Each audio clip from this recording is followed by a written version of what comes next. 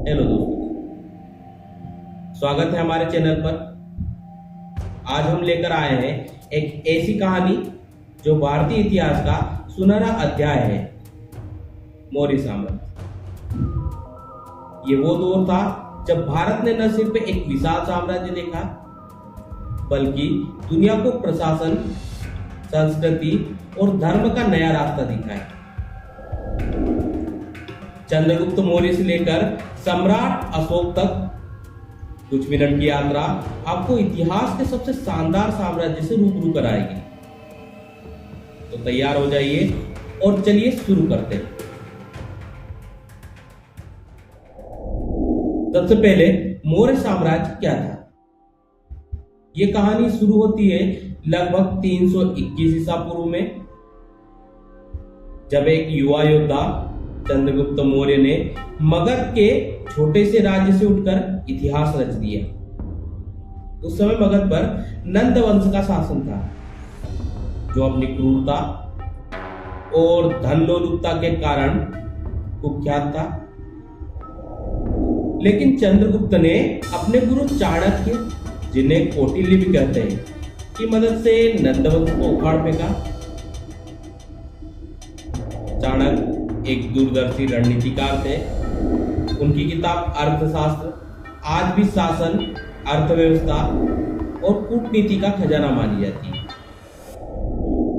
गुप्त और चाणक्य ने मिलकर न सिर्फ मगध को जीता, बल्कि पूरे उत्तर भारत को एकजुट करना शुरू किया।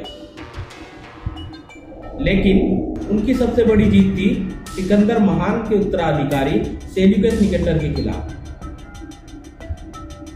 चंद्रगुप्त ने सेल्यूकस को हराकर उत्तर पश्चिम भारत को अपने साम्राज्य में मिलाया और एक शांति की संधि के तहत सेल्यूकस की बेटी से विवाह भी किया। इस तरह चंद्रगुप्त ने मौर्य साम्राज्य को मजबूत नींव दी। लेकिन उनकी कहानी यही खत्म नहीं होती। उन्होंने बाद में जैन धर्म अपनाया और अपने बेटे बिंदुसार को सत्ता सौंपकर संन्यास ले लिया। चंद्रगुप्त के बाद उनके बेटे बिंदुसार ने साम्राज्य की बागडोर संभाली। बिंदुसार का शासनकाल लगभग 297 से 273 ईसा पूर्व उतना प्रसिद्ध नहीं है, लेकिन उन्होंने साम्राज्य को और मजबूत किया। बिंदुसार ने दक्षिण भारत के कुछ हिस्सों को जीता और विदेशी राज्यों के साथ व्यापारिक संबंध बनाए। बिंदुसार के समय मौर्य साम्राज्य का प्रशासन और अर्थव्यवस्था पहले से बेहतर हुई। उनके शासनकाल में मौर्य साम्राज्य का व्यापार मध्य एशिया, मिस्र और यूनान तक फैल गया। लेकिन बिंदुसार का सबसे बड़ा योगदान था उनका बेटा अशोक, जो मौर्य साम्राज्य का सबसे चमकता सितारा बना। अशोक का नाम सुनते ही इतिहास जीवंत हो उठता है। अशोक ने 268 ईसा पूर्व में मौर्य साम्राज्य की कमान संभाली। शुरू में वो एक क्रूर और महत्वाकांक्षी शासक थे। उनकी नजर थी कली, आधुनिक ओडिशा पर, जो उस समय एक समृद्ध और स्वतंत्र राज्य था। 261 ईसा पूर्व में अशोक ने कलिंग पर युद्ध किया। लेकिन ये युद्ध इतिहास का सबसे खूनी युद्धों में से एक बन गए। लाखों लोग मारे गए, हजारों घायल हुए और अनगिनत परिवार बर्बाद हो गए। इस युद्ध ने अशोक को अंदर तक हिला दिया। उन्होंने युद्ध का मैदान छोड़ दिया और बौद्ध धर्म की शरण में चले गए। अशोक ने फैसला किया कि अब वो तलवार नहीं, बल्कि प्रेम, अहिंसा और धर्म का रास्ता चलेंगे।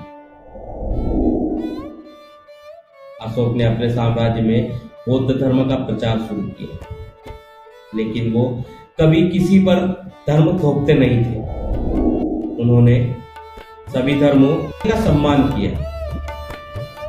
अशोक ने शिलालेख और स्तंभ बनवाए जिनमें उनकी नीतियां और धर्म का संदेश लिखे गए हैं। ये शिलालेख आज भी इतिहासकारों के लिए खजाना है। सारनाथ का अशोक स्तंभ, जिसका शीर्ष आज भारत का राष्ट्रीय चिन्ह है, उस दौर की देन। अशोक ने सड़कें बनवाई, पेड़ लगवाए, अस्पताल खुलवाए और जानवरों की रक्षा के लिए कानून बनाए। उनका धर्म विजय का सिद्धांत था, यानी लोगों के दिल जीतना, ना कि युद्ध से जीतना। मौर्य साम्राज्य सिर्फ युद्ध और धर्म की कहानी नहीं, इसका प्रशासन उस समय के लिए क्रांतिकारी था। राजधानी पाटलिपुत्र से पूरे साम्राज्य को प्रांतों में बांटा। हर प्रांत का प्रभारी या तो कोई राजकुमार होता था या कोई विश्वसनीय अधिकारी। मौर्य साम्राज्य में जासूसी का एक मजबूत तंत्र था, जो शासक को हर गतिविधि की खबर देता था। कर संग्रह, सड़क निर्माण और कानून व्यवस्था में मौर्य साम्राज्य प्रशासन का कोई जवाब नहीं था। उत्तरापथ और दक्षिणापथ जैसे व्यापार मार्गों ने साम्राज्य को दक्षिण मध्य एशिया, पश्चिम देशों और दक्षिणी पूर्व एशिया से जोड़ा। कृषि मौर्य साम्राज्य की रीढ़ थी। इसके अलावा हस्तशिल्प, कपड़ा और धातु का काम भी फला फूला। साम्राज्य में विभिन्न धर्म और संस्कृति का मेल था, जिसने इसे समृद्ध बनाया। हर साम्राज्य का एक अंत होता है और मौर्य साम्राज्य भी इससे अछूता नहीं रहा। अशोक की मृत्यु 232 ईसा पूर्व में हुई। इसके बाद उनके उत्तराधिकारी कमजोर साबित हुए। साम्राज्य को एकजुट रखने की उनकी क्षमता कम थी। प्रांतों में विद्रोह शुरू हुआ और आर्थिक संकट ने भी सिर उठाए। 185 ईसा पूर्व में अंतिम मौर्य सम्राट की उनके सेनापति पुष्यमित्र शुंग ने हत्या कर दी। इसके साथ ही मौर्य साम्राज्य का अंत हुआ और शुंग वंश की शुरुआत हुई।